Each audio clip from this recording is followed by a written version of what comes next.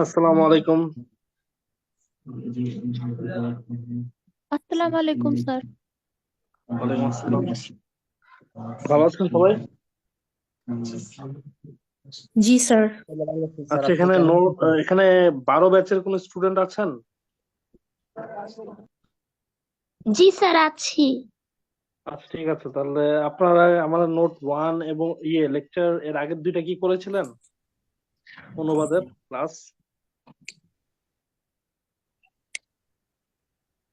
12 ব্যাচের স্টুডেন্ট যারা আছেন তারা কি স্যার লেকচারটা আমাদের করেছিলেন শুধু আগের? লেকচার ওয়ানের আপনার লেকচার ওয়ানটার ভিডিও দেওয়া হয়েছিল স্যার, আমরা লাইভ ক্লাস করতে পারিনি। আর লেকচার টু এর কোনো পাইনি, লিংক পাইনি। লেকচার থ্রি তো আজকে। লেকচার 2 এর ভিডিও পান নাই কোনো? না স্যার, এখনো পাইনি স্যার, আচ্ছা, ক্লাসও করতে আপনাদের পারিনি স্যার, লিংক দেয় নাই আমার। আপনাদের আপনাদের মনে হয় অনুবাদের ক্লাস রুবেল রানা স্যারও নিয়েছিল নাকি?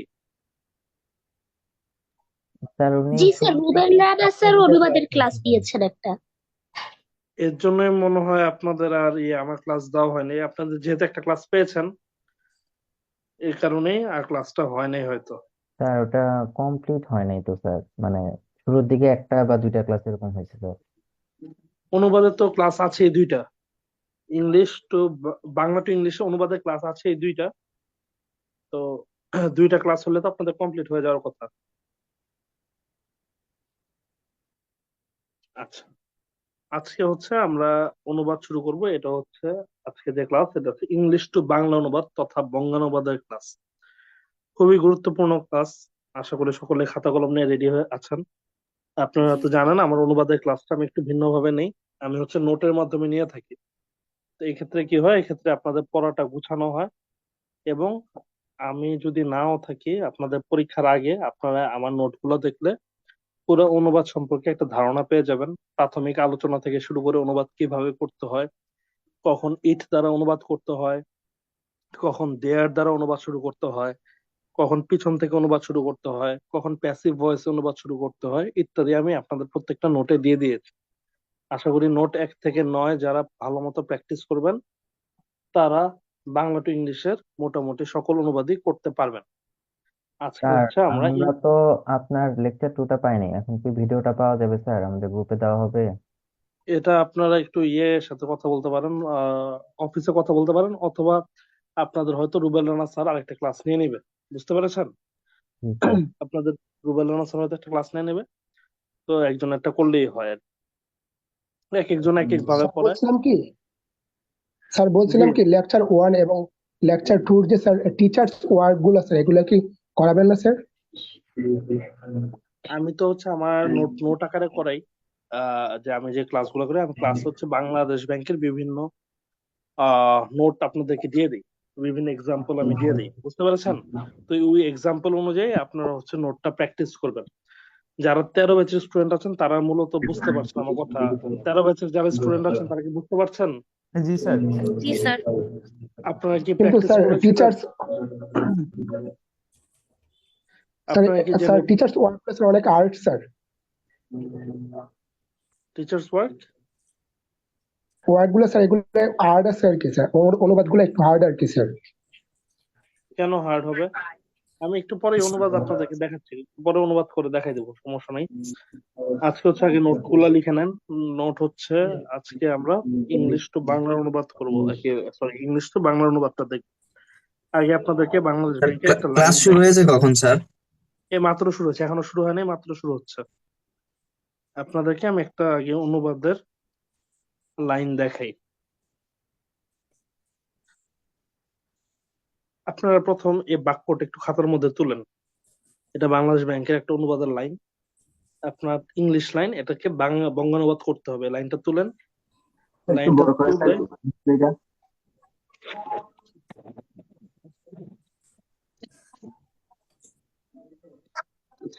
সলিটারি। এই লাইনটা তুলেন, এই লাইনটা তুলে এই লাইনটা একটু অনুবাদ চেষ্টা করেন।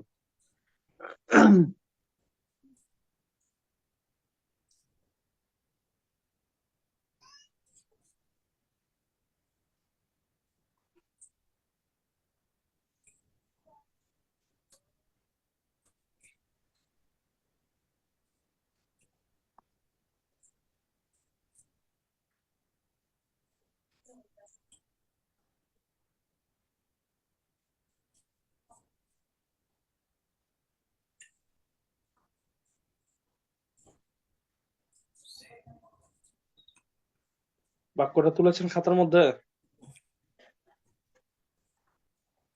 জি স্যার। অনুবাদ করেছেন?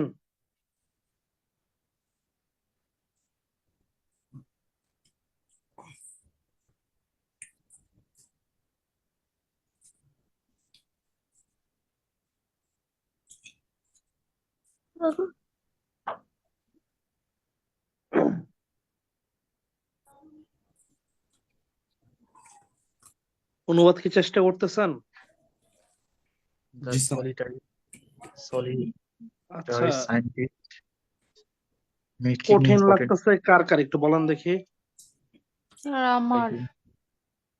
আমার লাগতেছে স্যার কঠিন একটু মনে হচ্ছে লাগতেছে? স্যার। জি স্যার। কঠিন মনে হচ্ছে? the Yes, solitary sir. scientist making important discoveries by himself has in many instances been replaced by a corporate scientist team. কঠিন লাগতেছে কিছু সকলের, শব্দ বলেন দেখি। কঠিন লাগতেছে জি স্যার। বঙ্গানুবাদ কঠিন। এই কঠিন জিনিসকে সোজা করাই হচ্ছে নোটগুলার কাজ। তো যে ভাই বলেছেন যে বাক্যগুলা বড়, তিনি হয়তো আমার ক্লাসটা ভালো মতো দেখেন নাই বা আমার ক্লাস করেন নাই। আমরা আগেই বলেছি বড় কোনো বাক্যই বড় না, সকল বাক্যই ছোট করা সম্ভব।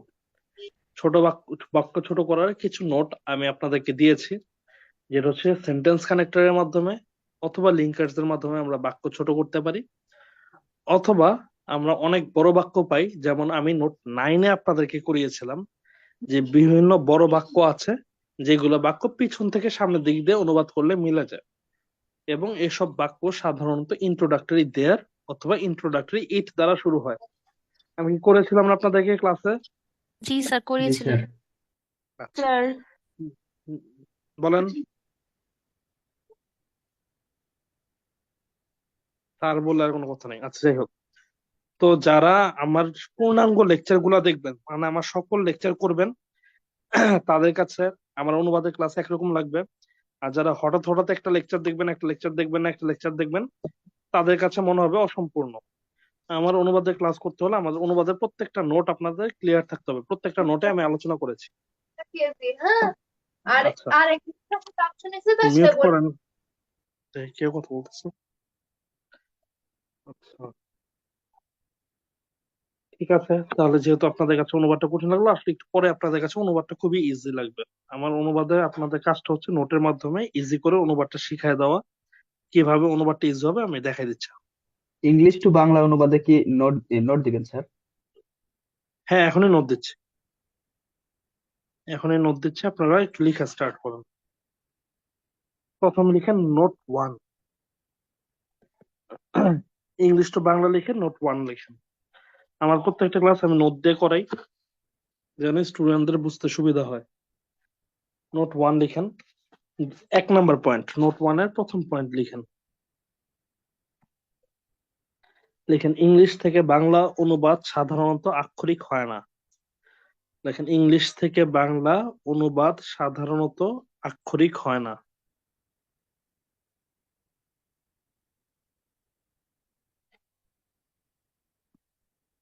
অধিকাংশ ক্ষেত্রেই একে ভাবানুবাদ করতে হয়।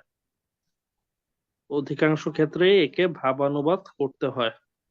স্যার ইংলিশ থেকে বাংলা অনুবাদ সাধারণত আক্ষরিক হয় না। অধিকাংশ ক্ষেত্রেই একে ভাবানুবাদ করতে হয়। জি স্যার লিখেছি। লেখেন তাই বাক্যের অর্থ, লেখেন তাই বাক্যের অর্থ যত সুস্পষ্ট, সাবলীল এবং গতিশীল হবে, পরীক্ষায় তত ভালো নাম্বার প্রত্যাশা করা যায়। পরীক্ষায় তত ভালো নাম্বার প্রত্যাশা করা যায়। স্যার আরেকবার বলবেন লাস্ট অপশনটা, তাই পয়েন্টটা? বাক্যের তাই বাক্যের অর্থ যত সুস্পষ্ট, সাবলীল এবং গতিশীল হবে, পরীক্ষায় তত ভালো নাম্বার প্রত্যাশা করা যায়। জি স্যার। লিখেছেন প্রথম কথাটা? জি সকলে স্যার ক্লিয়ার? লিখেছি। জি স্যার। আচ্ছা, দ্বিতীয় পয়েন্ট লিখেন। লেখেন অনুবাদ করার সময় নিজেকে একজন সংবাদ পাঠক মনে করতে হবে। অনুবাদ করার সময় নিজেকে একজন সংবাদ পাঠক মনে করতে হবে।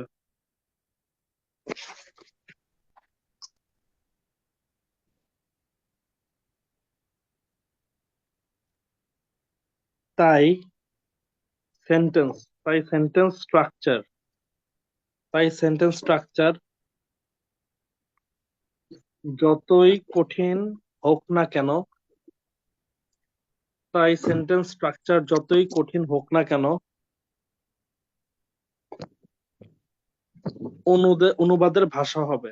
তাই সেন্টেন্স স্ট্রাকচার যতই কঠিন হোক না কেন, অনুবাদের ভাষা হবে ততই সুস্পষ্ট ও প্রাঞ্জল।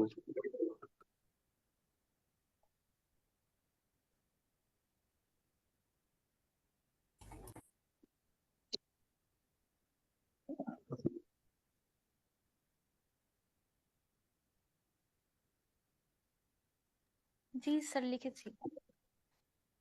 লেখেন অর্থাৎ অর্থাৎ পাঠক অনুবাদটি দেখেন অর্থাৎ পাঠক অনুবাদটি পড়ার পর দ্বিতীয়বার চিন্তা করা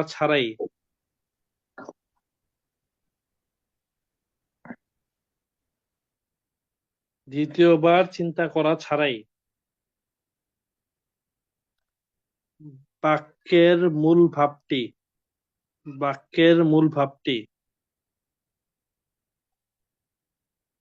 হৃদয়ঙ্গম করতে সক্ষম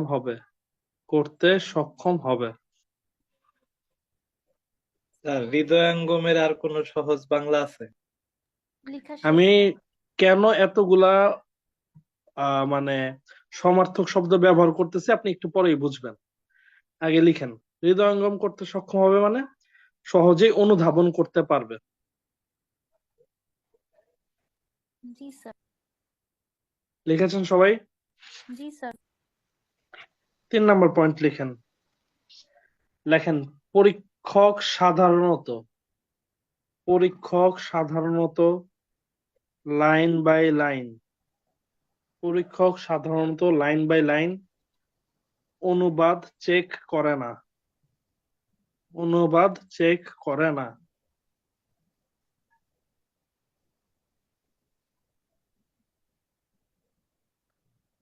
বরং পুরো অনুবাদটি একবারে পড়ে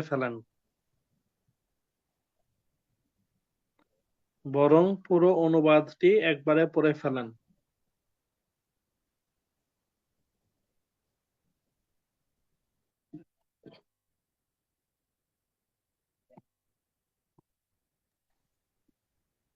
জি স্যার। দেখেন তখন তার কাছে অনুবাদটি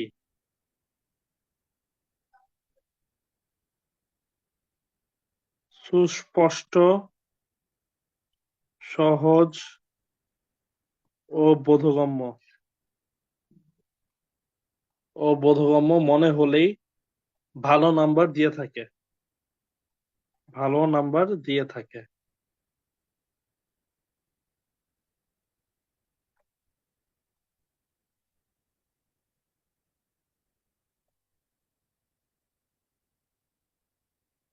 লিখেছি স্যার। লেখেন তাই অনুবাদের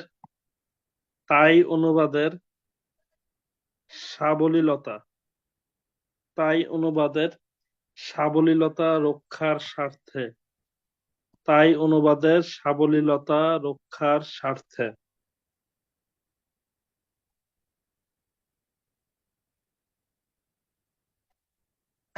এক, অনুবাদের সাবলীলতা রক্ষার স্বার্থে আমরা কি কি করতে পারবো বা পারবো না আমি এখন লিখে দিচ্ছি। লেখেন অনুবাদের সাবলীলতা রক্ষার স্বার্থে বাক্যের অর্থ বা মূল ভাবের বিচ্যুতি ঘটে না এমন সহায়ক শব্দ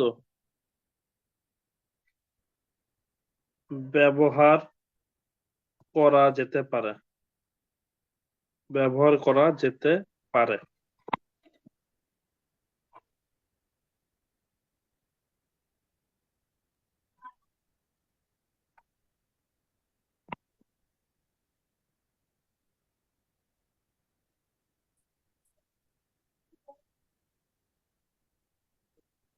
লিখেছেন?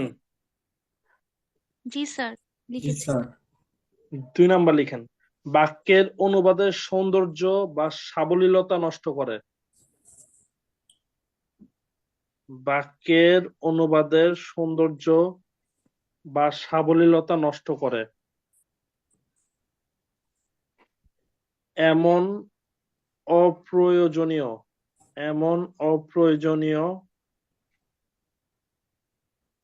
শব্দের অনুবাদ করা থেকে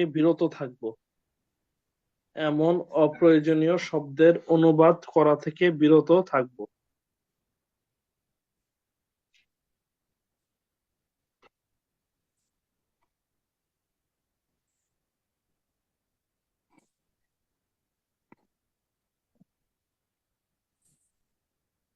লিখেছেন?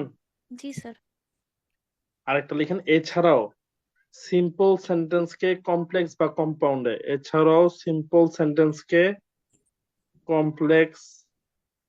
কম্পাউন্ডে এবং কমপ্লেক্স বা কম্পাউন্ড সেন্টেন্সকে সিম্পল সেন্টেন্সে নিয়ে অনুবাদ করা যেতে পারে। স্যার আবার বলেন।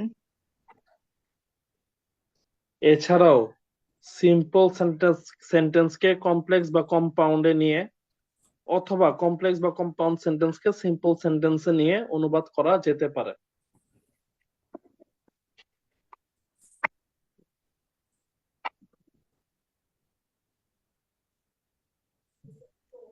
ডান। সবাই লিখেছেন? জি স্যার। আচ্ছা, এটা হচ্ছে আমাদের নোট 1। আপনারা জানেন নোট 1 থেকে হচ্ছে অনুবাদ সম্পর্কে প্রাথমিক ধারণা। এই মানে ইংলিশ টু বাংলা যে অনুবাদ, এই অনুবাদ সম্পর্কে প্রাথমিক ধারণাটা আমরা কি বুঝলাম আমি আরেকবার একটু আপনাদেরকে রিপিট করে দিচ্ছি। ইংলিশ থেকে বাংলা অনুবাদ আক্ষরিক হয় না, বরং ভাবানুবাদ হয়। কি অনুবাদ হয়? ভাবানুবাদ। এই জন্য অনুবাদটি সবসময় সুস্পষ্ট, সাবলীল এবং গতিশীল হলে ভালো নাম্বার প্রত্যাশা করা যায়। দ্বিতীয় পয়েন্টে আমি বলেছিলাম নিজেকে একজন সংবাদ পাঠক মনে করতে হবে। তাই সেন্টেন্সের স্ট্রাকচার যতই কঠিন হোক না কেন, অনুবাদের ভাষা হবে ততই সুস্পষ্ট ও প্রাঞ্জল। মানে আপনি যদি একটা ইংলিশ বাক্য পড়ে বুঝতে পারেন যে বাক্যের মধ্যে কি বলা হয়েছে, তাহলেই আপনি বঙ্গানুবাদ করতে পারবেন। প্রথম কথা, ইংলিশ বাক্যটা আপনি যদি বুঝেন যে সে ইংলিশে কি বলেছে বা কি বুঝাইতে চেয়েছে, তাহলেই বঙ্গানুবাদ করা যাবে, আর কিছু দরকার পড়বে না। ইংলিশ বাক্য যদি পড়ে না বুঝেন, সেক্ষেত্রে তো বঙ্গানুবাদ কোনো সময় করতে পারবেন না। আর ইংলিশ বাক্য পড়ে যদি মনে করেন যে স্যার আমি বাক্য পড়ে বুঝতে পারি যে ইংলিশে কি বলা হয়েছে, তাহলে বঙ্গানুবাদ করতে কোনো সমস্যাই নেই। এই জন্য সেন্টেন্স স্ট্রাকচার যতই কঠিন থাকুক না কেন, ইংলিশ বাক্যটা যতই কঠিন থাকুক না কেন, অনুবাদের ভাষা হবে ততই সুস্পষ্ট প্রাঞ্জল। কারণ অনুবাদের পুরাপুরি ক্ষমতাটা আপনার হাতে। আপনি কিভাবে অনুবাদ করবেন এটা পুরোপুরি আপনার ব্যাপার, যেহেতু অনুবাদটা একটা ভাবানুবাদ, আক্ষরিক অনুবাদ না। আচ্ছা, অর্থাৎ একজন পাঠক যখন আপনার অনুবাদটা পড়বে সে যেন মূল ভাবটা সহজে হৃদয়ঙ্গম করতে পারে, বুঝতে পারে। তার যেন দ্বিতীয়বার চিন্তা করার কোনো প্রয়োজন না পড়ে আপনি কি অনুবাদ করেছেন। গুরুত্বপূর্ণ একটা পয়েন্ট লিখেছি যে অনুবাদ যখন আপনারা করবেন, যিনি এক্সাম চেকার আছেন আপনার প্রশ্ন চেক করবেন, তিনি লাইন বাই লাইন অনুবাদ পড়েন না, অনুবাদ পড়ার সময়ও তার নাই, এবং সেই অনুবাদ পড়ার ধৈর্যটাও তার থাকে না যে প্রত্যেক প্রশ্নের সাথে লাইন বাই লাইন মিলায় অনুবাদ চেক করবে। তারা কি করে, অনুবাদ চেক করায় কিভাবে, তারা পুরো প্রশ্নটা প্রথম 2-3 বার পড়ে অনুবাদের প্রশ্নটা, এরপরে তারা প্রশ্ন দিকে ফিরেও তাকায় না, তারা খাতা নিয়ে বসে এবং অনুবাদটা একবারে পড়ে যদি দেখে যে অনুবাদটা মোটামুটি ইজি, সহজ সরল, সুস্পষ্ট, বোধগম্য, তাহলে একটা ভালো মার্ক দিয়ে দেয়। প্রত্যেক লাইন বাই লাইন প্রত্যেক শব্দ শব্দ অনুবাদ করে দেখার তাদের সময় নেই, তাদের ধৈর্য নেই। আমি বারবার বলছি, তো এটা খুবই গুরুত্বপূর্ণ একটা পয়েন্ট যে একটা শব্দ নিয়ে যে আপনারা মাথা ঘামাবেন, বসে থাকবেন, ওই সময়টা আপনারও নাই, তাদেরও নাই। এটা মাথায় রাখা খুবই গুরুত্বপূর্ণ। এই স্যার কারণে যদি প্রথম খাতা হয়? প্রথম খাতা হলেও তারা পুরো অনুবাদটা একবারে পড়ে, পুরো অনুবাদটা তারা একবারে পড়ে। তারা প্রশ্ন থেকে প্রশ্ন মিলে অনুবাদ পড়ে না। আমি তো বললাম প্রথম প্রশ্নটা তারা 2-3 বার পড়ে, প্রশ্নের মধ্যে অনুবাদে কি বুঝাইতে চেয়েছে তারা পুরো অনুবাদটা আগে বুঝে যে আসলে প্রশ্নের মধ্যে অনুবাদে এই জিনিসটা বোঝানো হয়েছে। তারা তো খালি অনুবাদ পড়ে না, তারা ফোকাস রাইটিং দেখে, তারা আর্গুমেন্ট রাইটিং দেখে, মূলত সবকিছু তারা চেক করে আসে। যখন অনুবাদটা তারা চেক করবে তারা দেখে যে অনুবাদের ভাষাটা স্পষ্ট কিনা। বারবার এর জন্য আমি লিখছি, আমি কিন্তু খালি এই একটা শব্দ লিখলেই হতো, আমি এই একটা শব্দ যেন আপনাদের মাথায় ভালোভাবে ঢুকে, এর জন্য সাবলীল ব্যবহার করেছি, গতিশীল ব্যবহার করেছি, প্রাঞ্জল ব্যবহার করেছি, হৃদয়ঙ্গম ব্যবহার করেছি, সহজ ব্যবহার করেছি, বোধগম্য ব্যবহার করেছি। আপনাদের মাথায় যেটা ঢুকে একটা ঢুকলেই হবে, যে মূলত আপনাদের অনুবাদটা যেন একদম সিম্পল একটা অনুবাদ হয়, তাহলে আপনারা ম্যাক্সিমাম মার্ক ক্যারি করতে পারবেন। আর এই সাবলীলতা রক্ষার স্বার্থে আপনারা কি করতে পারবেন, আপনারা বাক্যের অর্থ বা মূল ভাবের বিচ্যুতি ঘটে না, বাক্যের অর্থ পরিবর্তন করে না এমন এক্সট্রা শব্দ ব্যবহার করতে পারবেন যে শব্দটা আপনাদের প্রশ্নে নাই, তবে আপনি এই শব্দটা ব্যবহার করতে পারবেন, এক্সট্রা ওয়ার্ড। আচ্ছা, আবার প্রশ্নে আছে এমন অপ্রয়োজনীয় শব্দের অনুবাদ থেকে বিরত থাকবেন, অনুবাদ করার প্রয়োজন নেই। আপনি যদি দেখেন এই শব্দটার অনুবাদ করলে আমার অনুবাদটা অস্পষ্ট হয়ে যাচ্ছে, ওই অনুবাদের ওই শব্দটা অনুবাদ করা যাবে না, অস্পষ্ট করা যাবে না অনুবাদ। আর 3 নাম্বার হচ্ছে, আমি এর আগের বারও নোট ওয়ানে লিখেছিলাম, সিম্পল কে কমপ্লেক্স এবং কমপ্লেক্স বা কম্পাউন্ড সেন্টেন্স কে সিম্পলে নিয়ে অনুবাদ করা যেতে পারে। দেখেন নোট ওয়ানটা ক্লিয়ার কিনা। জি স্যার। জি স্যার। জি স্যার। আচ্ছা, তাহলে এই যে ভাবানুবাদ জিনিসটা কি, এটা একটু আমি আপনাদেরকে বুঝাই এক্সাম্পল দিয়ে। আচ্ছা, ধরেন একটা অনুবাদ, একটা লাইন দিয়েছি, এই লাইনটা আপনাকে একটু আমাকে দেখে কি অনুবাদ করে দিতে পারেন। এই লাইনটা আপনারা খাতায় তুলেন, why was a song, why was a song. ধরেন এরকম একটা লাইন আছে, being sang by him on the stage.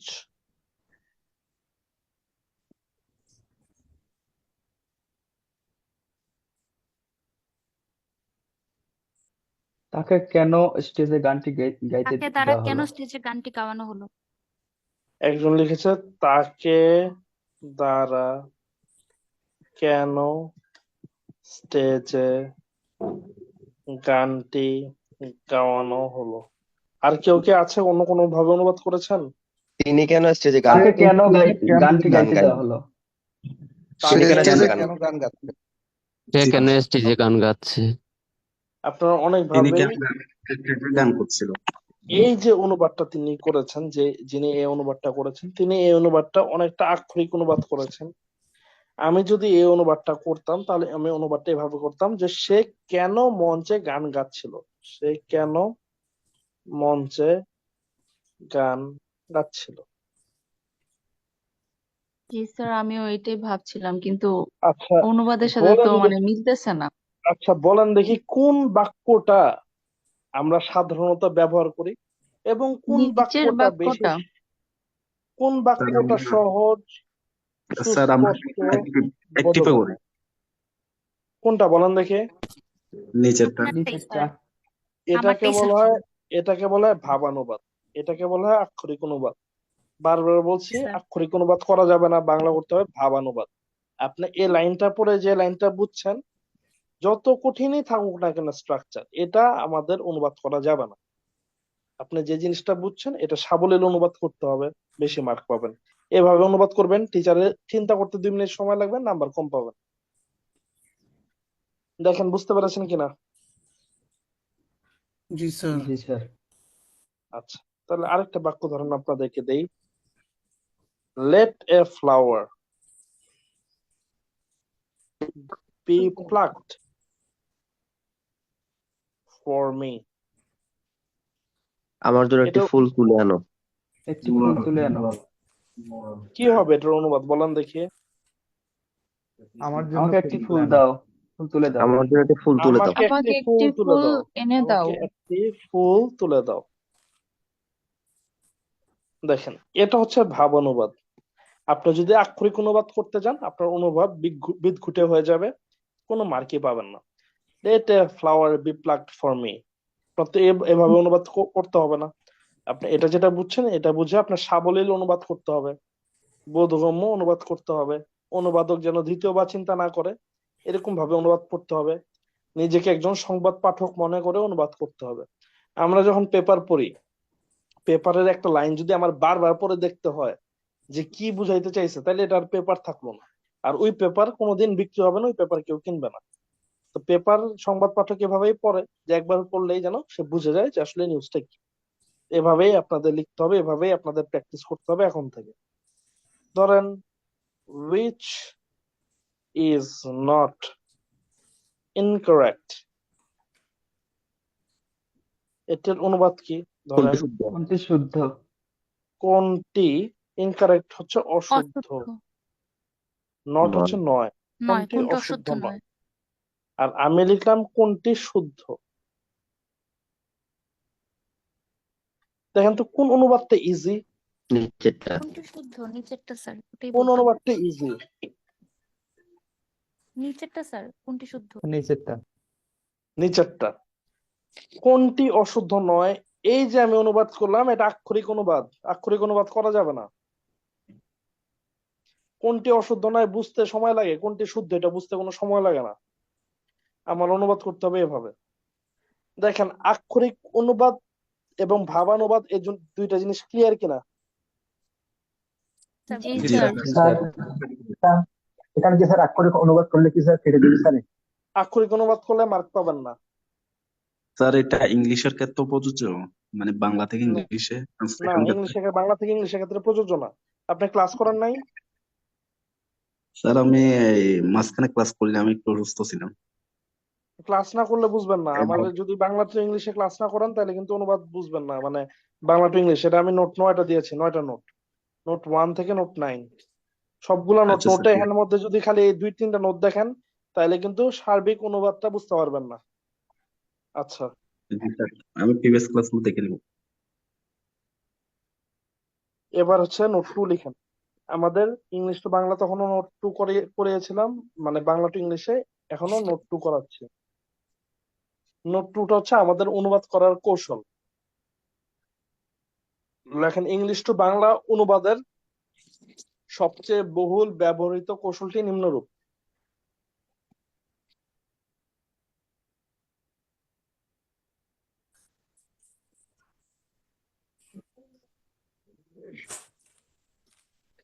লেখেন, ইংলিশ টু বাংলা অনুবাদের সবচেয়ে বহুল ব্যবহৃত কৌশলটি নিম্নরূপ।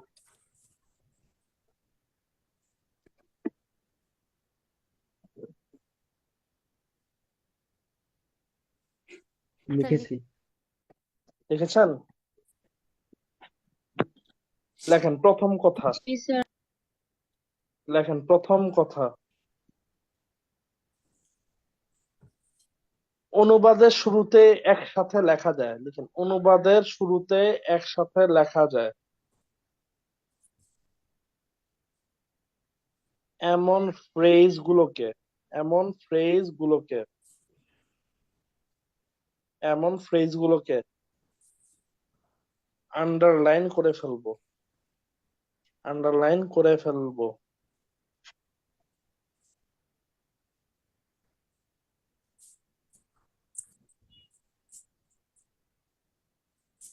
লিখেছেন? জি স্যার।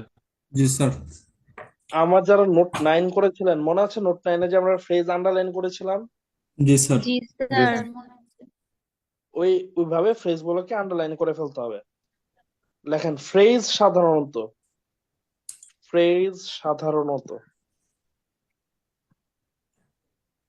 preposition, determiner,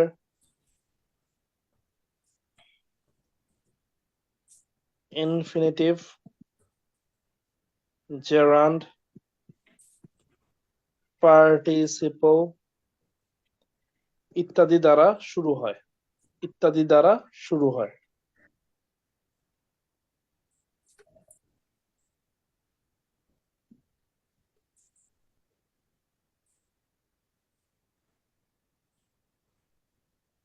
জি স্যার। লেখেন এরপর, লেখেন এরপর বাক্যের বাক্যের ফাইনিট ভার্ব, এরপর বাক্যের ফাইনিট ভার্ব এবং সাবজেক্ট, এরপর বাক্যের ফাইনিট ভার্ব এবং সাবজেক্টকে আইডেন্টিফাই করে, সাবজেক্টকে আইডেন্টিফাই করে প্রথমে সাবজেক্টের অনুবাদ লিখব, প্রথমে সাবজেক্টের অনুবাদ লিখব, কিন্তু ফাইনিট ভার্বের অনুবাদ লিখব না, কিন্তু ফাইনিট ভার্বের অনুবাদ লিখব না। স্যার একটু রিপিট করেন স্যার এটা। এরপর বাক্যের ফাইনিট ভার্ব এবং সাবজেক্টকে আইডেন্টিফাই করে প্রথমে সাবজেক্টের অনুবাদ লিখব, কিন্তু ফাইনিট ভার্বের অনুবাদ লিখব না। জি স্যার লিখেছি। লেখেন অতঃপর, অতঃপর বাক্যের শেষ দিক থেকে অনুবাদ করে ক্রমান্বয়ে বাম দিক থেকে অগ্রসর হলে, অতঃপর বাক্যের শেষ দিক থেকে, অতঃপর বাক্যের শেষ দিক থেকে অনুবাদ করে ক্রমান্বয়ে, অনুবাদ করে ক্রমান্বয়ে বাম দিকে অগ্রসর হলে,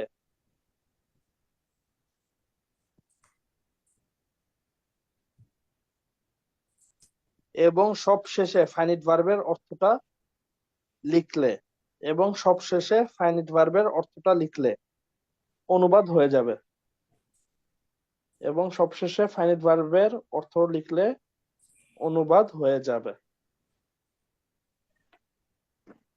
স্যার আরেকবার বলবেন অতঃপর থেকে? অতঃপর বাক্যের শেষ দিক থেকে ক্রমান্বয়ে অনুবাদ করে সামনের দিকে অগ্রসর হলে এবং সবশেষে ফাইনিট ভার্বের অনুবাদ লিখলে, অর্থ লিখলে অনুবাদ হয়ে যাবে।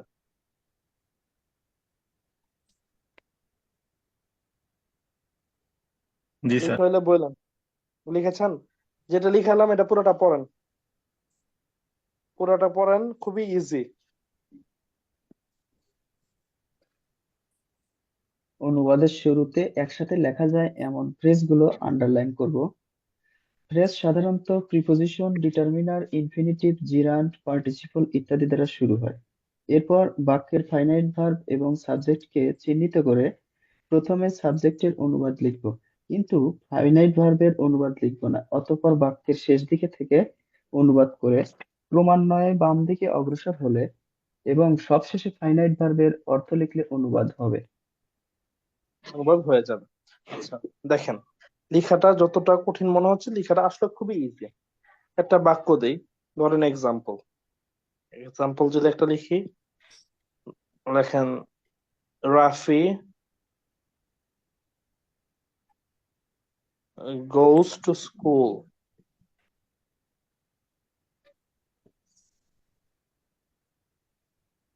every morning by rickshaw. সবাই তুলে ফেলেন, দ্রুত তুলে ফেলেন। Rafi goes to school every morning by rickshaw. তুলেছেন? জি জি স্যার স্যার তুলেছি। তাহলে প্রথমে কি করব, একসাথে লেখা যায় এমন ফ্রেজ বা শব্দগুচ্ছকে আন্ডারলাইন করে ফেলবো। সাবজেক্ট এবং ভার্বকে আইডেন্টিফাই করব। সাবজেক্টের অনুবাদ লিখবো, তবে ভার্বের অনুবাদ লিখবো না, পিছন থেকে সামনের দিকে অনুবাদ করবো, অনুবাদ শেষ, মিলে যাবে। তাহলে আমাদের সাবজেক্ট হচ্ছে রাফি, ভার্বটা হচ্ছে গোজ। এরপরে একসাথে লেখা যায় এমন ফ্রেজ গুলো আন্ডারলাইন করে ফেলবো। To school every morning by rickshaw, শেষ। অনুবাদ করার সময় কিভাবে অনুবাদ করবো, প্রথমে সাবজেক্টের অনুবাদটা করবো রাফি, এরপরে এই যে ভার্বের অনুবাদটা করব না। ভার্বের অনুবাদটা না করে পিছন থেকে সামনের দিকে অনুবাদ করে অগ্রসর হবো। রাফি বাই রিক্সা, রিক্সা যোগে বা রিক্সার মাধ্যমে, এভরি মর্নিং প্রত্যহ সকালে স্কুলে, লাস্ট হচ্ছে যায়। তাহলে রাফি রিক্সা যোগে প্রত্যহ সকালে স্কুলে যায়। দেখেন বুঝতে পারছেন কিনা, এটাই লিখেছিলাম প্রথম কথা। প্রথম কথাটা সকলে ক্লিয়ার কিনা বলেন দেখে। জি স্যার জি স্যার ক্লিয়ার। আচ্ছা, এবার লিখেন দ্বিতীয় কথা।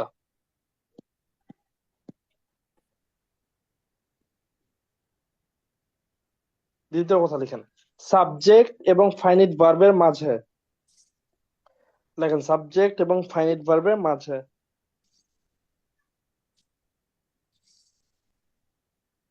কোনো ওয়ার্ড ফ্রেজ বা ক্লজ থাকলে, কোনো ওয়ার্ড ফ্রেজ বা ক্লজ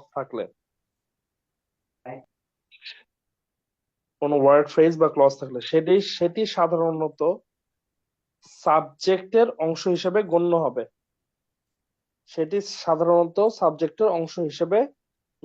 হয়ে থাকে। সেটি সাধারণত সাবজেক্টের অংশ হিসেবে গণ্য হয়ে থাকে।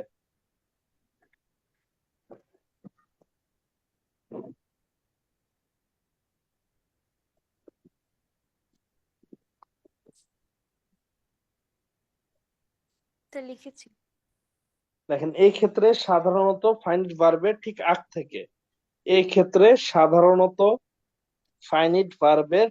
আগ থেকে, অনুবাদটি শুরু করতে হয়।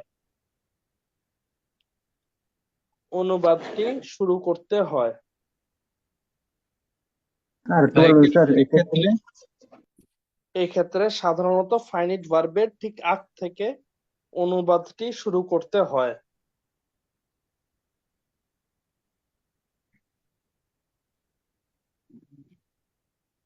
লিখেছেন? জি স্যার লেখেন যেমন, দ্বিতীয় কথাটা পড়েন তো একবার, একজন পড়েন দ্বিতীয় কথাটা। সাবজেক্ট এবং ফাইনাইট ভার্ব এর মাঝে যে কোনো ওয়ার্ড ফ্রেজ বা ক্লজ থাকলে সেটি সাধারণত সাবজেক্টের অংশ হিসেবে গণ্য হয়ে থাকে। এই ক্ষেত্রে সাধারণত ফাইনাইট ভার্ব এর ঠিক আগ থেকে অনুবাদটি শুরু করতে হয়। যেমন আমি যদি লিখি Rafi a student of class 5, লিখে ফেলেন, আমার সাথে সাথে লিখে ফেলেন। Rafi a student of class 5 goes to school every morning by rickshaw. লিখেছেন? স্যার আচ্ছা, একটু আগে তো আমরা দাগালাম, যেমন রাফি দাগিয়েছি, গোজ দাগিয়েছি, এটা হচ্ছে আমাদের সাবজেক্ট, এটা হচ্ছে verb. To school every morning by rickshaw, দাগানো তো আশা করি বুঝতে পেরেছি। সাবজেক্ট এবং ভার্বের মাঝে যা আছে, এই যে সাবজেক্ট এবং ভার্বের মাঝে যতটুকু আছে, এটা সাবজেক্টের অংশ হিসেবে গণ্য হবে, এটা মাথায় রাখতে হবে। সাবজেক্ট এবং ভার্বের মাঝে যা থাকবে এর পুরোটা সাবজেক্টের অংশ হিসেবে গণ্য হবে। আর অনুবাদ শুরু করার ক্ষেত্রে এই ফাইনিট ভার্বের ঠিক আগ থেকে অনুবাদটা শুরু করতে হবে, তাহলে অনুবাদ হয়ে যাবে। তাহলে অনুবাদটা কিভাবে করব? রাফি স্টুডেন্ট অফ ক্লাস 5, এই পুরাটা যেহেতু আমাদের সাবজেক্ট, আমাদের অনুবাদ শুরু হবে ক্লাস 5 থেকে। তাহলে পঞ্চম শ্রেণীর ছাত্র রাফি, ছাত্র রাফি আমাদের বাক্য অনুবাদটা হবে এভাবে, পঞ্চম শ্রেণীর ছাত্র রাফি।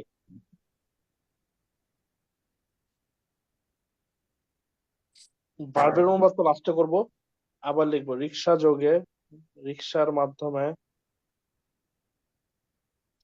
প্রত্যহ সকালে স্কুলে যায়। স্যার কমা দিতে হবে।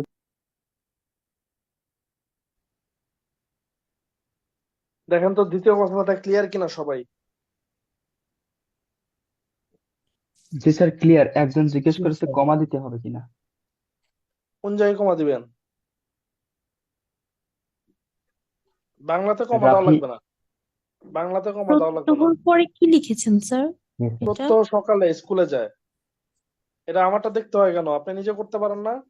স্যার রিক্সার মাধ্যমে না বলে রিক্সা দিয়ে বলা যাবে? হ্যাঁ বলতে তারপরে পারেন। প্রতিদিন একই তো কথা। জি স্যার। প্রত্যহ সকালে না বলে স্যার প্রতিদিন এক্ষেত্রে সকালে বলতে পারেন। ওই বাংলা অনুবাদের ক্ষেত্রে স্কুলটাকে কি মানে স্কুল লিখলে কেটে দিবে নাকি বিদ্যালয় লিখতে হবে? ওই লিখতে পারেন, স্কুল বিদ্যালয়ে কি এখন আর বিদ্যালয়ে মানুষ বলে না। এখন আপনি গ্রামে গেলেও বলে স্কুল, বিদ্যালয়ে বলে না মানুষ।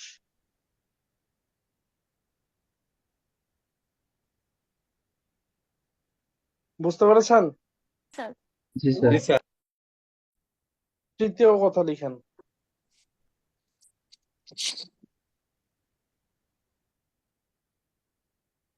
লেখেন এছাড়াও সাবজেক্টের পূর্বে কমা দ্বারা যুক্ত কোনো ফ্রেজ থাকলে, এছাড়াও সাবজেক্টের পূর্বে কমা দ্বারা যুক্ত কোনো ফ্রেজ থাকলে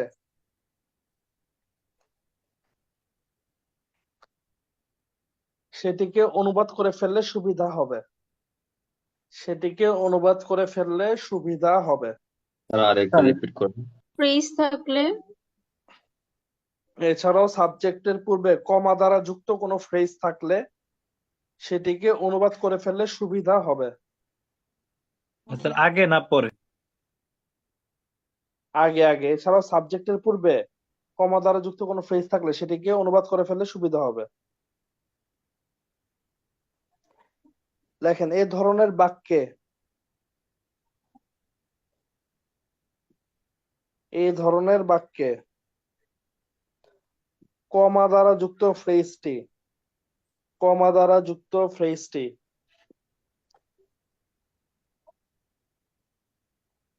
বাক্যের যেখানেই থাকুক না কেন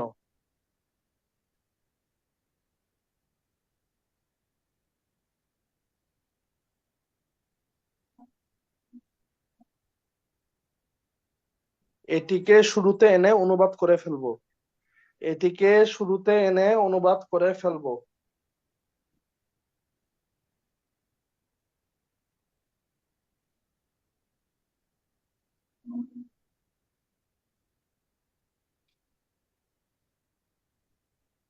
লিখা হইলে বললেন। শেষ। তৃতীয় কথাটা একজন একজন পড়েন দেখি, তৃতীয় কথা একজন পড়েন। এছাড়াও এছাড়াও সাবজেক্টের পূর্বে কমা দ্বারা যুক্ত কোনো ফ্রেজ থাকলে সেটিকে আগে অনুবাদ করে ফেললে সুবিধা হবে। এ ধরনের বাক্যে কমা দ্বারা যুক্ত ফ্রেজটি বাক্যের যেখানেই থাকুক না কেন এটাকে শুরুতে এনে অনুবাদ করে ফেলবো। তো লিখেন as far as I know,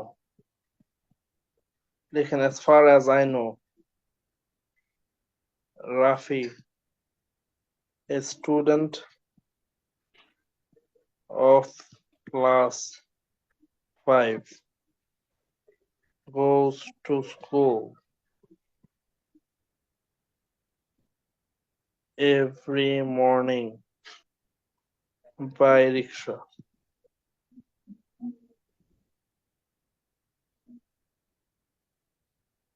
লিখেছেন? জি স্যার। আচ্ছা দেখেন, আমি কিন্তু আপনাদেরকে ছোট একটা বাক্য দ্বারা শুরু করেছিলাম, বাক্যটা ছোট বাক্যটা আস্তে আস্তে কত বড় করেছে ধরতে পেরেছেন? জি স্যার। জি স্যার। কিন্তু অনুবাদের স্ট্রাকচারটা কিন্তু পরিবর্তন হয় নাই। তাহলে আমরা আগে অনুবাদ করব কোনটার? As far as I know. As far as I নোর বাংলা কি? যত সম্ভব যাবে। যতদূর আমি জানি। আমার জানা মতে, মানে বা আমার আমার জানা জানা মতে, মতো। জি স্যার। স্যার, আমার জানা মতে, আমার জানা মতে, কমা, আগে একটুকের অনুবাদ করব, এরপর অনুবাদ করব কিসের বলেন তো? সাবজেক্টের। সাবজেক্ট কি? Rafi student of class 5। তাইলে আমার জানা মতে পঞ্চম শ্রেণীর ছাত্র রাফি রিক্সার মাধ্যমে প্রতিদিন সকালে স্কুলে যায়।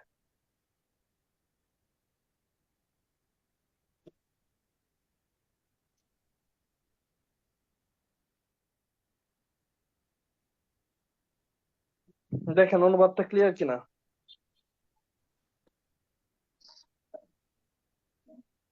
স্যার জি স্যার। নোট টুটা সবাই ক্লিয়ার? জি স্যার। স্যার এরপর নোট 3 লিখেন।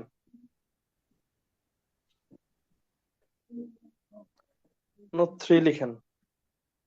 লেখেন, নোট 2 এর প্রদত্ত কৌশলটি প্রযোজ্য না হলে, নোট 2 এর প্রদত্ত কৌশলটি প্রযোজ্য না হলে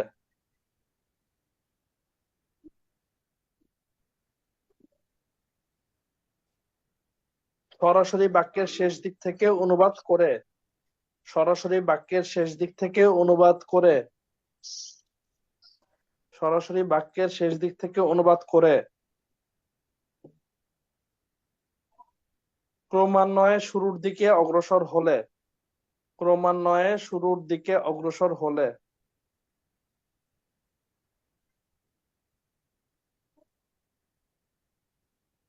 অনেক বড় বাক্যের সাবলীল অনুবাদ হয়ে যেতে পারে, অনেক বড় বাক্যের সাবলীল অনুবাদ হয়ে যেতে পারে। Sir repeat please. রিপিট করতে গেলে তো আমার শব্দ চয়নটা এদিক ওদিক হইতে পারে, বুঝতে পেরেছেন? একদম হুবহু রিপিট করা তো সম্ভব না। সমস্যা নাই স্যার, ওই যে একটু তা বলি, নোট 3 এর প্রদত্ত কৌশলটি প্রযোজ্য না হলে সরাসরি বাক্যের শেষ দিক থেকে অনুবাদ করে শুরুর দিকে আসলে অনেক বড় বাক্যের সাবলীল অনুবাদ হয়ে যেতে পারে।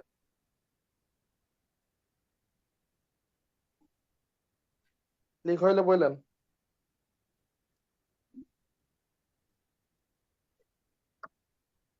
হয়েছে। লেখেন, এই ক্ষেত্রে, এই ক্ষেত্রে ইন্ট্রোডাক্টরি ইট বা ইন্ট্রোডাক্টরি দেয়ার যুক্ত বাক্যের, ইন্ট্রোডাক্টরি দেয়ার দ্বারা বাক্যের অনুবাদ শুরু করা যেতে পারে, বাক্যের অনুবাদ শুরু করা যেতে পারে। স্যার এখানে ক্লিয়ার আসেনি, একটা আবার বলেন। স্যার আবার বলবেন? এই ক্ষেত্রে ইন্ট্রোডাক্টরি ইট বা ইন্ট্রোডাক্টরি দেয়ার দ্বারা বাক্যের অনুবাদ শুরু করা যেতে পারে।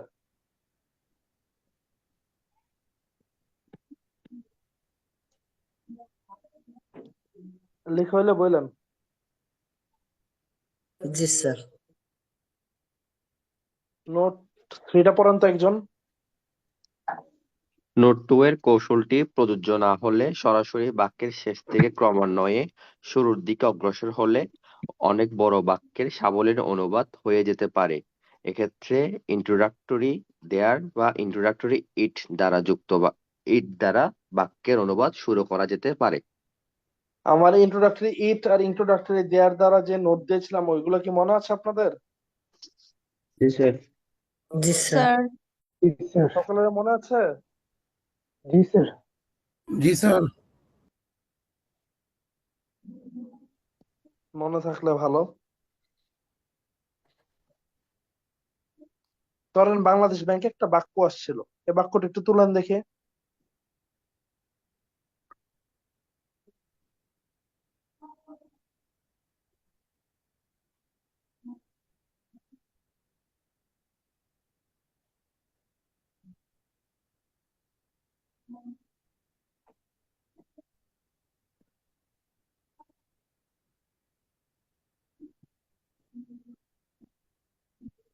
বাক্যটা তুলা হলে একটু বলেন।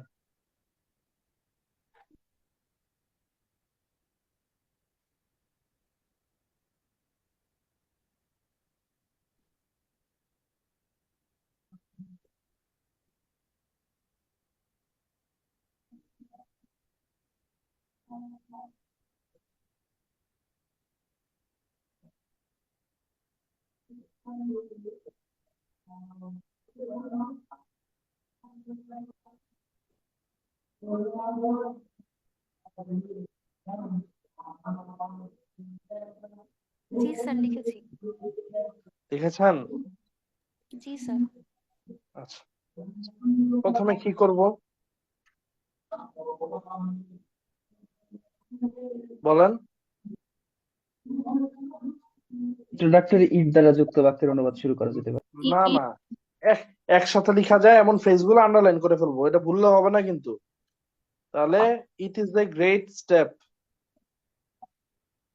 Two formulate the 6th 5-year plan. To formulate এটা হচ্ছে আমাদের ভার্ব।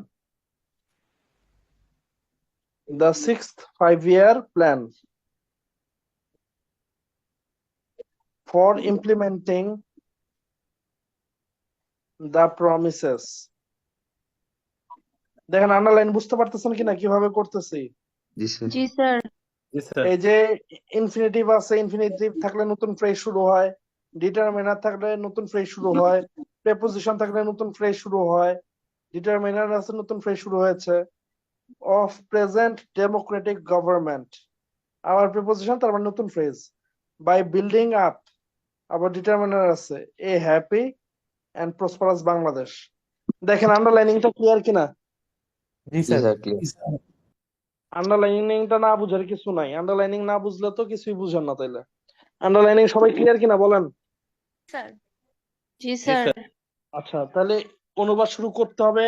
যেহেতু ইন্ট্রোডাক্টরি ইট আছে, তাহলে অনুবাদ শুরু করবো কোন জায়গা থেকে? পিছন থেকে সামনে। কোত্থেকে শুরু করবো বলেন? পিছন থেকে সামনে। পিছন থেকে সামনে। তাহলে a happy and prosperous, a happy and prosperous Bangladesh, এটার অনুবাদ আগে করবো। তাহলে a happy and prosperous Bangladesh, এটার অনুবাদ কি হবে বলেন দেখি? সুখী এবং সুখ এবং সুখী এবং সমৃদ্ধশালী সমৃদ্ধ বাংলাদেশ। বাংলাদেশ। একটি সুখী ও সমৃদ্ধ সমৃদ্ধশালী বাংলাদেশ। ও সমৃদ্ধ বাংলাদেশ।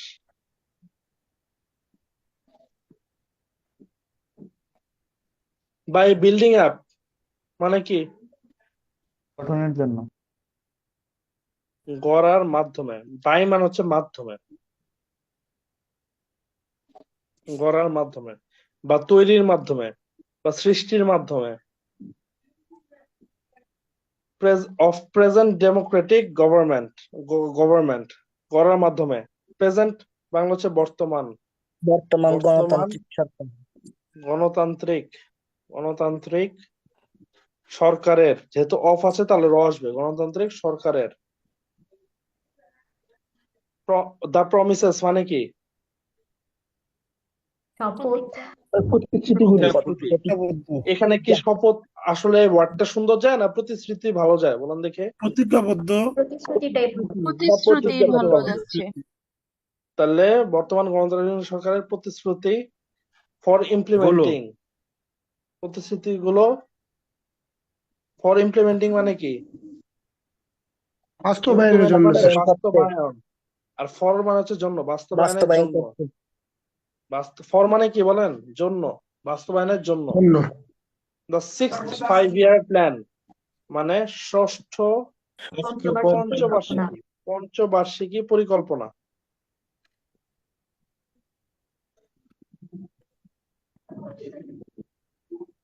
টু ফর্মুলেট মানে কি? গঠন করতে। গঠন করার জন্য।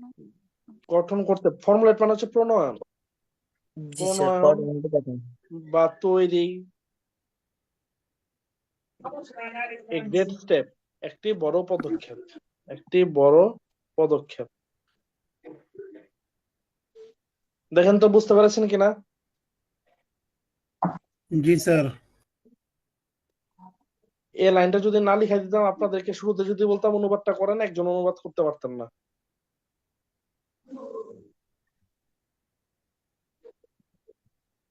আপনারা অনুবাদ করতেন কিভাবে জানেন? আমি এই অনুবাদ আগেও দিছি অনেকজনকে করতে। অনুবাদ করে এভাবে। অনুবাদ করে কিভাবে জানেন? আপনাদেরকে দেখা দেই। অনুবাদ করে এভাবে, ইট ইজ এ গ্রেট স্টেপ। এটি একটি বড় পদক্ষেপ। এমনি শুরু করে অনুবাদ। এটি একটি বড় পদক্ষেপ। টু ফর্মুলেট, এরপরে হাত আর চলে না। এটি একটি বড় পদক্ষেপ, এরপরে লিখে তৈরি করতে। কি যে অনুবাদ করবে আর কোনো খবরই পায় না, মানে বুঝেই না অনুবাদ কেমনে করবে। এর জন্য অনুবাদ ধরতে পারা খুবই গুরুত্বপূর্ণ। দেখেই ধরতে পারতে হবে যে অনুবাদটা শুরু করবো কিভাবে, নাইলে কিন্তু অনুবাদ করতে পারবেন না। এই জন্য আমি শুরুতে আপনাদেরকে একটা বাক্য অনুবাদ করতে বলেছিলাম। বাক্যটা ছিল এই বাক্যটা। একজন অনুবাদ করতে পারেন নাই, সবারই কঠিন লাগতেছিল। কারণ অনুবাদ করতে হইলে যে আগে আন্ডারলাইন করতে হয় এটাই তো জানেন না। তো solitary scientist making important discoveries by himself has in many instances been replaced by a cooperative scientific team. দেখেন তো বুঝতে পারতেছেন কিনা অনুবাদ কেমনে করতে হয়? জি স্যার। আমাদের লাস্ট নোট লিখে, নোট নাম্বার 4, আমাদের লাস্ট নোট।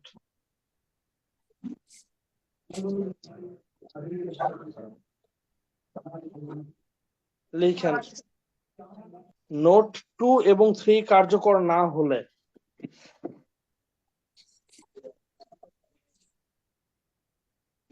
লেখেন, নোট 2 এবং 3 কার্যকর না হলে।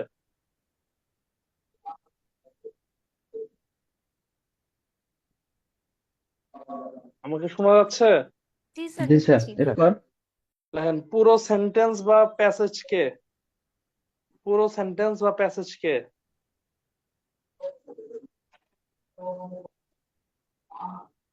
খুব ভালোভাবে পড়ে, পুরো সেন্টেন্স বা প্যাসেজকে খুব ভালোভাবে পড়ে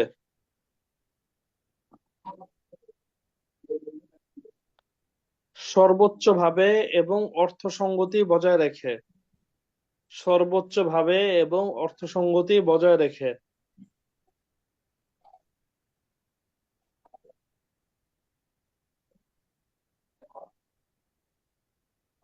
নিজের ভাষায় মূল ভাবটি লিখে দিব, নিজের ভাষায় মূল ভাবটি লিখে দিব।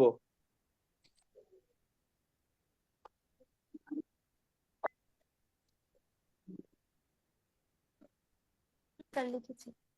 মূল লিখেছেন? ভাবটি কি বলবো? স্যার, মূল সবাই ভাবের পরে ক্লিয়ার? কি বললেন? মূল ভাবটি লিখে দিব। জি স্যার, লিখেছি। আচ্ছা দেখেন তো, আমি কিন্তু এটা আবারও বলছি, ইংলিশ থেকে বাংলা অনুবাদটা কি ধরনের অনুবাদ বলেন দেখি?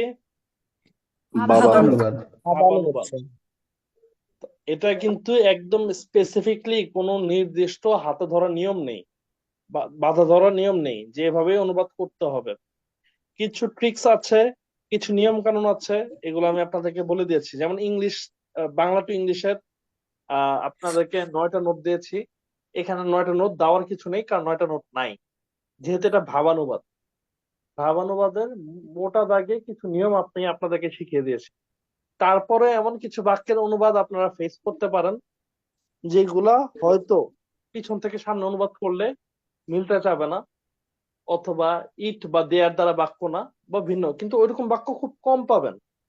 তখন আপনারা কি করতে হবে, বাক্যটা যদি ইংলিশ বাক্যটা পড়ে বুঝেন তারা কি বোঝাতে চেয়েছে, সর্বোচ্চ অর্থসঙ্গতি বজায় রেখে নিজের ভাষায় মূল ভাবটি লিখে দিয়ে আসবেন।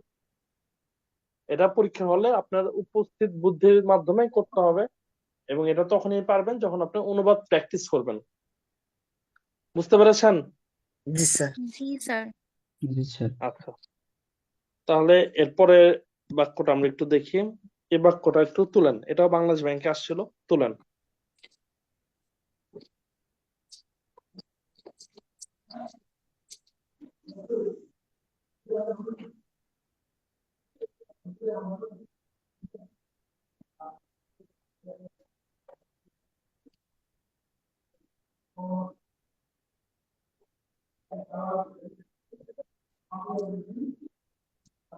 লিখে হলে বললেন।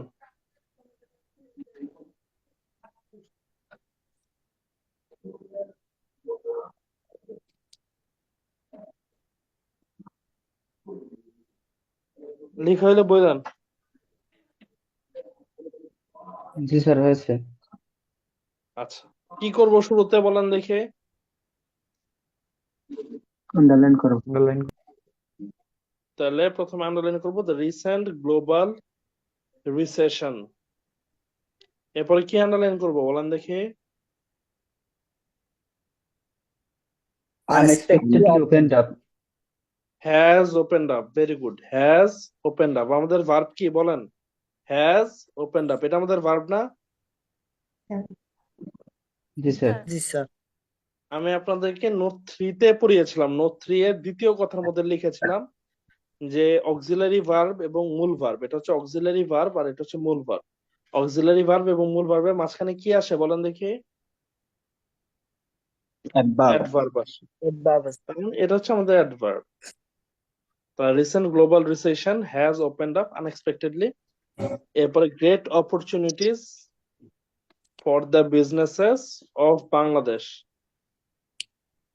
দেখেন আন্ডারলাইন করাটা ক্লিয়ার কিনা সবাই? জি স্যার। স্যার বাংলার মতো ইংলিশেও যদি কোনো শব্দের অর্থ না জানি তখন কি করব? ওই যে সর্বোচ্চ যেটা অর্থসঙ্গতি বজায় রেখে মূল ভাবটা লিখে দিয়ে আসবেন। এটা তো শাব্দিক অনুবাদ না। আচ্ছা, এখানে আমাদের সাবজেক্ট কোনটা বলেন দেখি? The recent global recession. Global recession. আচ্ছা, এটা আমাদের সাবজেক্ট। রিসেশন শব্দের অর্থ কি? মন্দা। মন্দা। তাইলে দ্য রিসেন্ট গ্লোবাল রিসেশন, এটা আমরা বলতে পারি সাম্প্রতিক বৈশ্বিক মন্দা। বৈশ্বিক মন্দা। বৈশ্বিক মন্দা।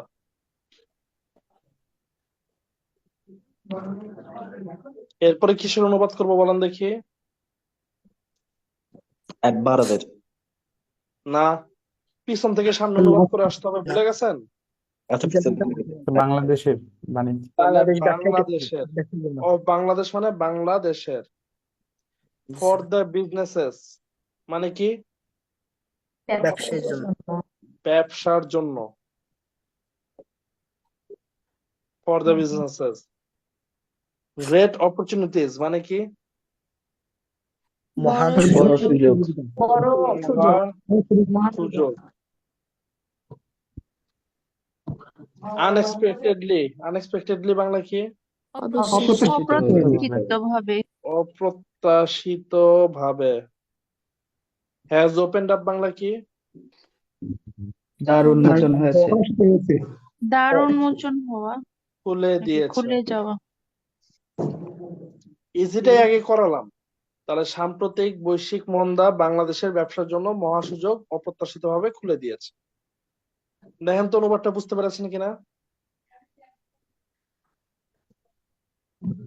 জি স্যার। আমি যদি অনুবাদটা আরো সুন্দরভাবে করতে পারি ওইটা তো আমার ক্রেডিট। যেমন আমি যদি অনুবাদটা করতাম এভাবে করতে পারতাম যে সাম্প্রতিক বৈশ্বিক মন্দা বাংলাদেশের ব্যবসায়িক খাতে বিশাল সম্ভাবনার দুয়ার অপ্রত্যাশিতভাবে উন্মোচন করে দিয়েছে। বুঝতে পেরেছেন? জি স্যার, অনেক সুন্দর হতো তাহলে। জি স্যার। তাহলে কি কোনো সমস্যা? তো এখন আপনি দুয়ার লিখবেন নাকি দ্বার লিখবেন নাকি দরজা লিখবেন, এটা হচ্ছে আপনার নলেজ। আপনি বাংলা কতটুকু পারেন এটা আপনার উপর। এটা আমি বা অন্য কোনো টিচার আপনাদেরকে শেখানোর কোনো সম্ভাবনাই নাই।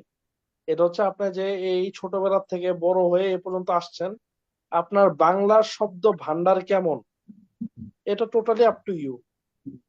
আপনি বাংলা শব্দ কত সুন্দর শব্দ চয়ন করেন ওইটারও দায়িত্ব আপনার। আপনি সুন্দর মতো লিখতে পারলে খুবই ভালো, অনেক ভালো মার্ক পাবেন। বুঝতে পেরেছেন? এটা কিন্তু শিখানোর কিছু নাই। জি স্যার বুঝতে পারছি।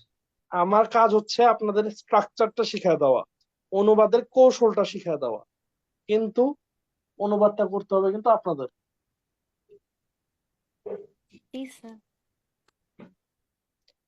সবাই ক্লিয়ার এটা? জি স্যার ক্লিয়ার। তাহলে পরবর্তী বাক্যটা একটু তুলেন দেখি। Dhaka lying on the bank of Buriganga is the capital of Bangladesh.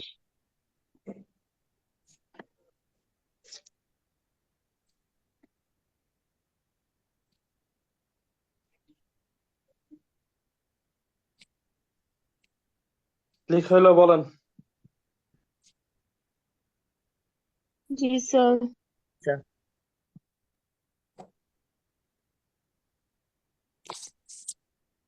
এখানে আমরা কি করব, আমাদের সাবজেক্ট কোনটা? ঢাকা। ঢাকা ঢাকা। স্যার। ঢাকা। আমাদের ভার্ব কোনটা? লাইন। লাইন। ইজ এটা হচ্ছে ভার্ব, ও ওই পাশে ইজ আছে। এটা হচ্ছে ভার্ব। এপোজিটিভ। আর তাহলে মাঝখানে যেটা আছে এটা কি? এপোজিশন স্যার। এটাকে অ্যাপোজিটিভ। অ্যাপোজিশন বলা হয়, ঢাকাকে আরো বর্ণনা ঢাকা করছে। আচ্ছা, is the capital of Bangladesh, এমনি তো দাগেই। তাহলে আমরা অনুবাদটা শুরু করব কোত্থেকে বলেন দেখি? ঢাকা। বাংলা বাংলাদেশ বাংলাদেশের রাজধানী বাংলাদেশের এই যে বাংলাদেশের রাজধানী ঢাকা বুড়িগঙ্গা নদীর তীরে অবস্থিত। না না, আপনারা তো হয় নাই। আমরা অনুবাদ শুরু করবো এই জায়গা থেকে, ভার্বের আগের থেকে। ভার্বের আগে বুড়িগঙ্গার তীরে অবস্থিত বুড়িগঙ্গা ঢাকা নদীর বাংলাদেশের ভার্বের আগে রাজধানী। বাংলাদেশের বাংলাদেশের রাজধানী রাজধানী। ঢাকা। এ পুরাটাই তো বুড়িগঙ্গা নদীর সাবজেক্ট। তীরে অবস্থিত। তাহলে বুড়িগঙ্গা নদীর তীরে অবস্থিত ঢাকা বাংলাদেশের রাজধানী। বুঝতে পারছেন? জি স্যার। এখন বাক্য বুঝতে ছোট পারছি। দেখে আপনারা নিজেরা নিজেদের মতো অনুবাদ করতেছেন, কোনো সমস্যা নাই। বাক্যটা বড় হইলেই তো তখন এই বিপত্তি বাঁধবে। অনুবাদটা শুরু করতে হবে সাবজেক্ট এবং ভার্বের মাঝে যা থাকে পুরাটাই সাবজেক্টের অংশ। অনুবাদ শুরু করতে হবে ভার্বের ঠিক আগের থেকে। বুঝতে পেরেছেন? স্যার জি স্যার। এখানে ঢাকা লেখার পরে বাংলাদেশের রাজধানী লিখলে এখানে কি কমা দিতে হবে নাকি সরাসরি লিখবো? কমা দিতে হবে। আচ্ছা, ঠিকটা আপনারা করেন।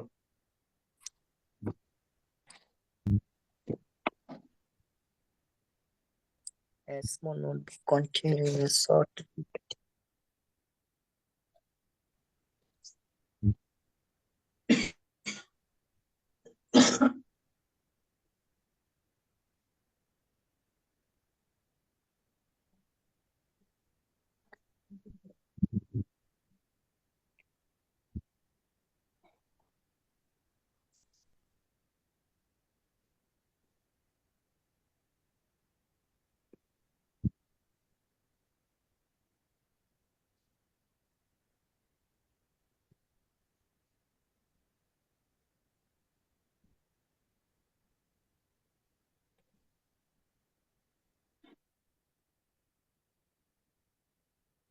শেষ, আমরা অনুবাদ করব।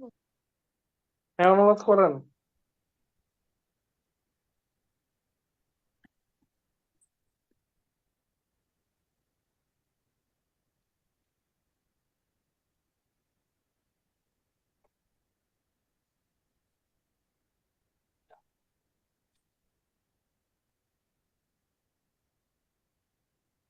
একটি ছোট নোট বই প্রথমে প্রতিদিনের কাজ বলেন দেখি কিভাবে করছেন, করতে পারছেন কিনা? দৈনন্দিন কার্যাবলীর তালিকা বিশিষ্ট ছোট নোটবুক উপকারী হতে পারে। ভেরি গুড, আপনি ধরতে পারছেন। হয়তো এক দুইটা শব্দ এদিক ওদিক হয়েছে, কোনো সমস্যা নেই। আমাদের সাবজেক্ট কি? Small notebook. সাবজেক্ট কি বলেন? a small notebook small notebook. Verb কোনটা? Will be. Will be. Will be.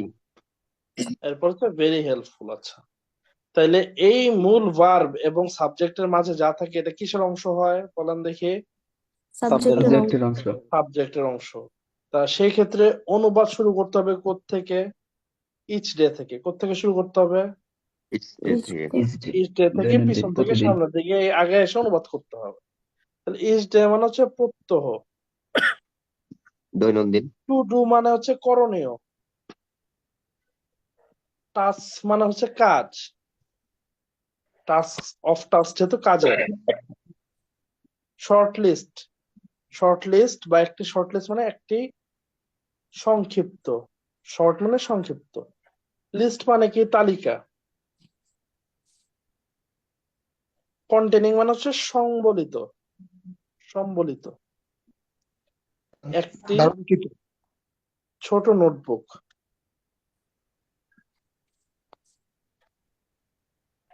Will be very helpful, বেশ গুরুত্বপূর্ণ লিখতে পারেন, কোনো সমস্যা নেই। উপকারী হবে। উইল বি মানে হবে। দেখেন তো বুঝতে পেরেছেন কিনা। জি স্যার।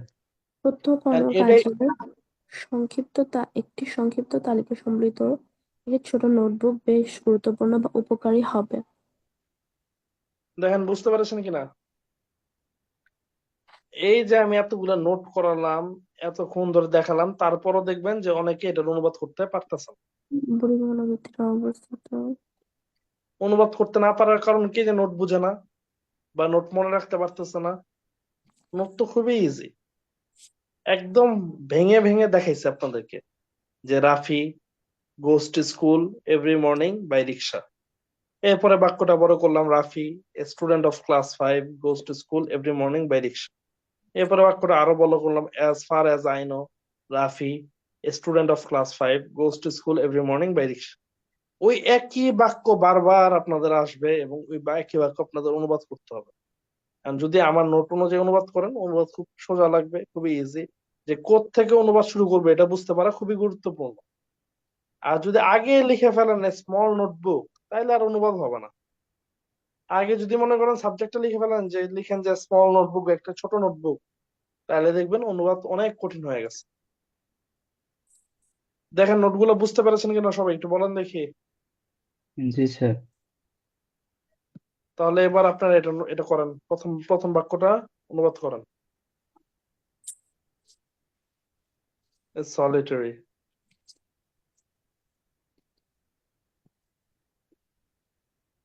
অনুবাদ করব কিভাবে বলেন দেখি, প্রথমে কি করব? Underline underline. আন্ডারলাইন আন্ডারলাইন করবো। Solitary একসাথে scientist লিখে ফেলা যায়।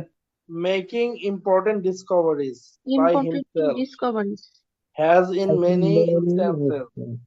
এখানে আমাদের ভার্বটা কোনটা বলেন দেখি। স্যার এটা কি ভার্ব, হ্যাজ বিন রিপ্লেসড একসাথে করা যায় না? হ্যাঁ এটাই ভার্বটা হচ্ছে has been replaced, এটা হচ্ছে ভার্ব। আচ্ছা বাকি পরে আবার আগেরটার মতো by a cooperative by a scientist team। Cooperative scientific তার মানে আমাদের অনুবাদটা শুরু করতে হবে কোত্থেকে, এই যে এটা হচ্ছে ভার্ব, এই ভার্বের ঠিক আগের থেকে শুরু করব। তার বাই হিমসেলফ, বাই হিমসেলফ মানে এটার বাংলা কি? নিজের বাই হিমসেলফ নিজে নিজে নিজে নিজে নিজে নিজে নিজে মেকিং ইম্পর্টেন্ট ডিসকভারিজ, এটা মানে কি? গুরুত্বপূর্ণ আবিষ্কার। আবিষ্কার। আবিষ্কার। আবিষ্কার। যেহেতু একজন সায়েন্টিস্ট, তাহলে আবিষ্কারকারী। সলিটারি সায়েন্টিস্ট মানে কি? এক সলিটারি মানে একক, একত্ব। একক বা একজন। স্যার আবিষ্কারকারী নাকি বিজ্ঞানী? ডিসকভারিজ বলেছি তো। আবিষ্কারকারী, আবিষ্কারকারী একজন বিজ্ঞানী। আচ্ছা স্যার, নিজে নিজের জায়গায় যদি আমি স্বতঃপ্রণোদিত হয়ে আবিষ্কারকারী হ্যাঁ লিখি, লিখতে পারেন, কোনো ভাবে না। আগে আমি দেখাচ্ছি অনুবাদটা কিভাবে করতেছি। না একটু কঠিন শব্দ ইউজ করলে সমস্যা হবে কিনা এই যে কোনো সমস্যা নেই। ইন মেনি কেস মানে অনেক ক্ষেত্রেই, অনেক ক্ষেত্রেই, অনেক ক্ষেত্রেই। বিজ্ঞানী দল বাই থেকে a cooperative scientist team, by a cooperative scientist team মানে একটি একটি। সহযোগী বৈজ্ঞানিক কোঅপারেটিভ মানে কি? সহযোগী। ভেরি সহযোগী গুড, সহযোগী। সায়েন্টিস্ট টিম মানে বৈজ্ঞানিক দল। দল। বৈজ্ঞানিক দল। হ্যাজ বিন রিপ্লেসড মানে কি? রিপ্লেসড পরিবর্তিত বৈজ্ঞানিক দল পরিবর্তনের বৈজ্ঞানিক দ্বারা দল দ্বারা পরিবর্তিত হয়েছে, প্রতিস্থাপিত হয়, প্রতিস্থাপিত হয়। হয়েছে। প্রতিস্থাপিত হয়। এটাকে যদি আমি আরো সাবলীল ভাবে বলতে যাই, সেক্ষেত্রে বলতে পারি এভাবে, এমন অনেক দৃষ্টান্ত রয়েছে যেখানে দেখা যায় একটি সহযোগী বৈজ্ঞানিক দল একক বিজ্ঞানীর স্থান দখল করে নিয়েছে। প্রতিস্থাপিত হয় জায়গায় আমি কি লিখতে পারি? দখল করে নিয়ে দখল করে নিয়েছে। স্থান দখল করে নেওয়া। প্রতিস্থাপিত আসলে কি সুন্দর শব্দ, না স্থান দখল করে নেওয়া সুন্দর শব্দ? স্থান দখল করে নেওয়া।